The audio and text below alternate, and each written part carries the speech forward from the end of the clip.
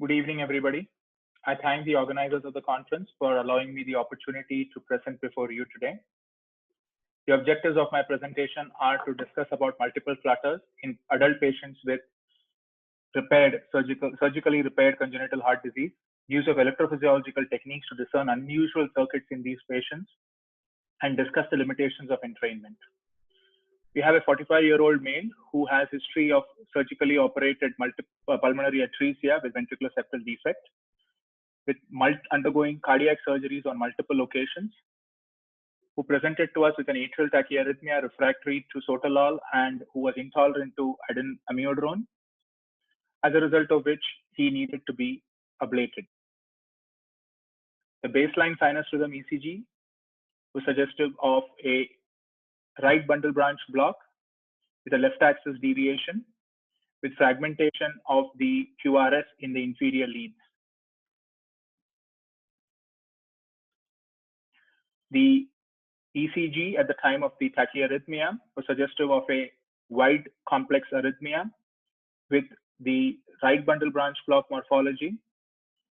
The morphology of the right bundle branch block was similar to that of the right bundle branch block in sinus rhythm.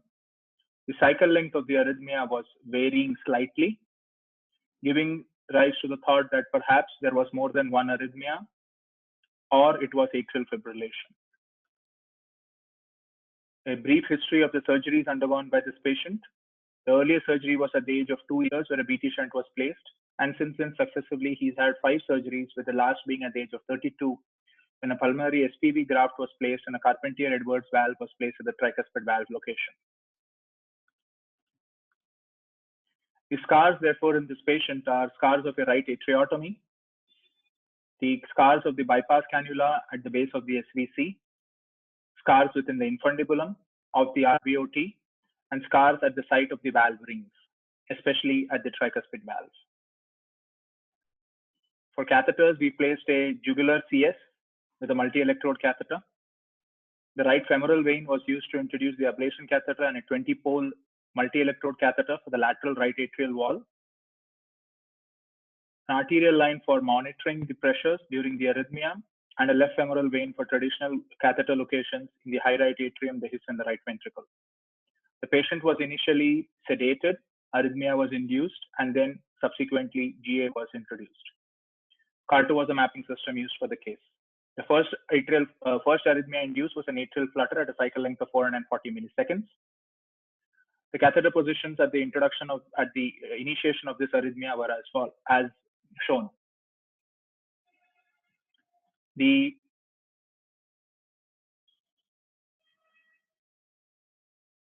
activation pattern of the lateral wall with these catheter positions was craniocaudal, as can be seen, and the CS seemed to be out of the circuit entirely. Entrainment from the distal CS showed that the left atrium was not within the circuit. In the mid-lateral position, lateral RA wall position, there was a similar craniocaudal activation of the mid-lateral wall. However, in the posterior wall, there was a chevron pattern indicating that this region was not within the circuit. Similarly, the anterior peritricuspid valve location was also not within the circuit.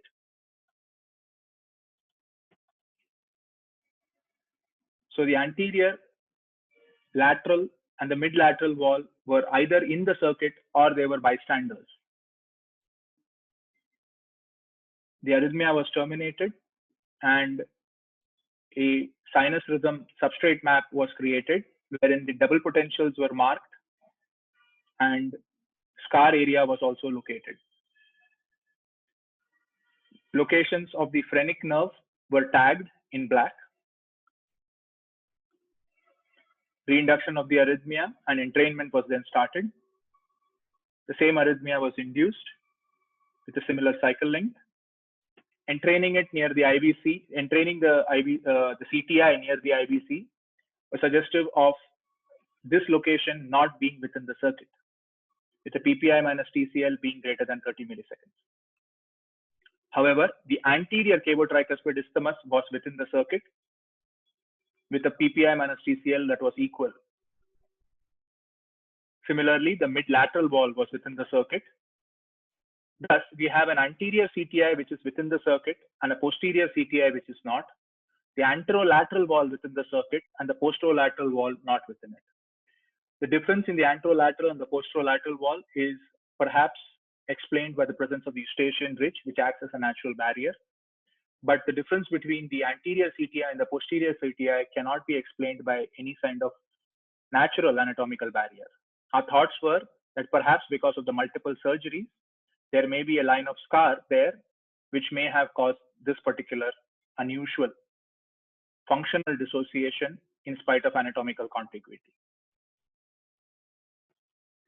We had two options right now: either try and transect the locations of either try and transect the flutter by creating a line of activation between the scar and the SVC, and then add on a line from the scar to the tricuspid valves. The other option was to create a line of bidirectional block between the scar and the IVC and extend that line to the tricuspid valve. Owing to the presence of the phrenic nerve here, we decided to extend that line to the inferior vena cava. The expectations while doing this, given that we had seen variable morphology at the beginning of the case within the cycle length, was that either we would change the flutter entirely, we would have a different activation pattern with the same cycle length, or we would terminate this arrhythmia. While planning for this ablation, we noted this particular phenomenon. There was a change in the activation pattern, but the same cycle length was maintained, thereby suggesting to us that perhaps it was a contribution of the longitudinal dissociation, where a part of the right atrium therefore was entirely dissociated from the rest of the tachycardia circuit during the creation of this line of ablation, or there were dual flutters, with the faster one being manifest and the part of the second flutter being excluded from the rest of the circuit with this line of ablation, or it was actually a faster atrial tachycardia which was driving the flutter circuit. During creation of the line of ablation from the lateral wall to the tricuspid valve, we saw that there was a change in the cycle length, but the activation pattern of the arrhythmia on the lateral wall remained the same. This perhaps can be explained by the fact that there was a narrowing of the isthmus, which resulted in a slower flutter with the same activation cycle length, thereby further emphasizing the point that unless lines are blocked bidirectionally, there could be extremely slow incessant flutters that could continue. As we approached the tricuspid valve, the flutter terminated. We ensured that there was anchoring of this particular line of ablation by ablating beneath the tricuspid valve, trying to reach the atrial tissue that was beneath the valve struts. A second flutter was then induced on isuprel. There were fractionated signals, double potentials in the lateral wall in this flutter. However, entrainment everywhere else was long. We then went back to our map where we had created a double potential map and tried to look at areas of double potentials for entraining the flutter. On either side of the double potentials, the PPI was equal to the TCL, but above the double potentials, it was long. Thereby, there are two possibilities here that we could discuss. One, there is a line of double potentials and there is a channel in between that, which is manifested by a gap, thereby leading to a flutter there. Or there is a line of extremely slow conduction in the form of a fragmented signal, which was supporting this particular flutter. In our patients, we had already seen lines of double potentials, but they were equally spaced. But there were areas of extremely slow conduction on the lateral wall. We entrained from one of these areas and found that there was a perfect entrainment at this position. We ended up ablating at that area and connecting it to the area of scar nearby, which led to the termination of the arrhythmia. We did check for bidirectional block across our various lines that we created.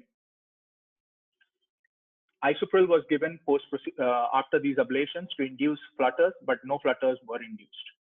On follow-up, anticoagulation was given along with pain relief. Antiarrhythmics were continued for a period of 3 months.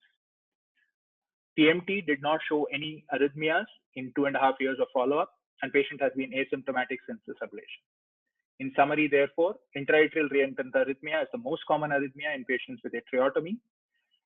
Prior to the procedure, a detailed knowledge of previous surgeries and scar locations is a must in order to figure out abnormal physiology and conduction characteristics. Difficult catheter placement is to be expected in these cases. Multiple arrhythmias may be present and require careful mapping and ablation. Thank you.